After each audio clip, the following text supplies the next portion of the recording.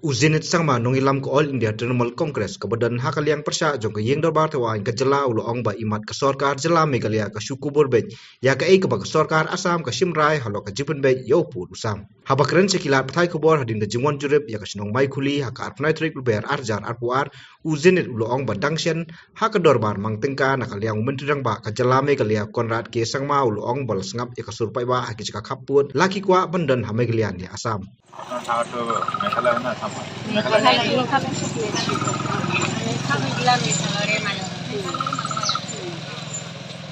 Kuni ba আমাৰ মেঘালয় চৰকাৰৰ পৰা আহি পেলাই আপোনাক সুধিছে নেকি আপুনি আসামত থাকিবলৈ বিচাৰা না মেঘালয়ত বুলি আমি মেঘালয় নহয় কোনেবা সুধিছে নেকি আমাৰ চিফ মিনিষ্টাৰটো কৈছে যে সবকেই মানে সুধি পেলাইহে মই সিদ্ধান্তটো লৈছো বুলি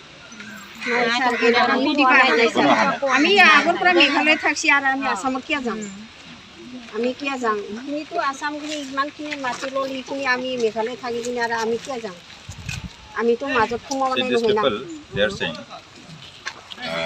they are from Barapathar, na? Oh, Barapathar. Barapathar.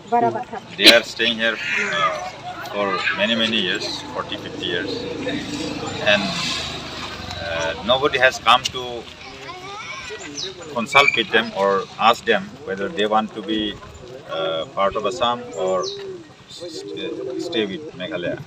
Nobody has come. But again, it is contradicting the statement of the Chief Minister that people's will is taken into consideration and it is being respected. But nobody has so far met them to ask or did any public hearing as to what the people want. So this is the situation. And this land belongs to this old woman. Some businessmen just taken this land for rent to just set up this crusher machine to crush stone, to operate stone quarry. And slowly, after the demise of this old woman, after the demise of the husband of this old woman, they are claiming that it is our only. Now they are snatching away the piece of land. This is the grievances they are putting forward. Henry habas ngap yu pai ba hakani kasi bon ki persya e karai jong Sorkar namar kim kwa ban ai benta jaka nakani kisnong saka jela Assam. People residing in these localities, few localities, this is my colleague, so they have been crying for help, and the people from Assam, they are time and again, they are trespassing, they are encroaching and trying to snatch away their land belonging to our indigenous people. So now we have come to see what is happening on the ground zero, and after coming here we have given hearing to them. We have heard what is their grievances, what is their agonies and pain, and we have come to know that people residing in this area, they are not getting any protection, and with the decision of the government, which was mutually agreed by the Meghalaya government and the Assam government, without taking the people of these localities into confidence, they have signed the MOU, and both the chief ministers of both the states, they have sent the MOU to the government of India, and today probably the chief minister of Assam and chief minister of Meghalaya jointly meeting with the Union Home Minister, and they will get some settlement out there. Now their apprehension is that maybe in this ongoing parliamentary session they will enact this, and maybe they are going to lose their land. That is the thing. So now on the floor of the House in the just concluded budget session, the Chief Minister of Meghalaya assured that by hearing the will of the people, what is their desire, what they want, whether they want to be part of Meghalaya or part of Assam, by hearing their voice, then only we are deciding, and whatever the people have agreed, accordingly we are acting upon. But when we come to the ground zero, we could see that people residing in this locality, they are completely uh, against the decision of parting this area, the portion of this area with Assam.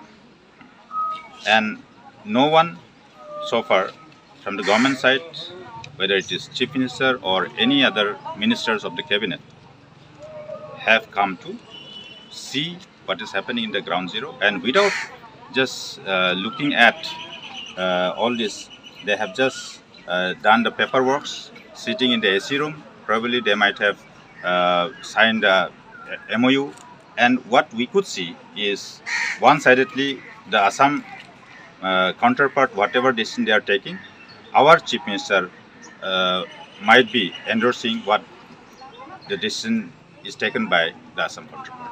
And this is schedule area. Before we got the statehood, it was under schedule area, even when it was under Assam government.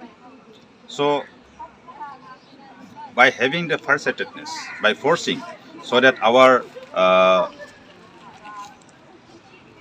downtrodden tribal people, hill tribes, will not be exploited by those civilized people residing in the plain area.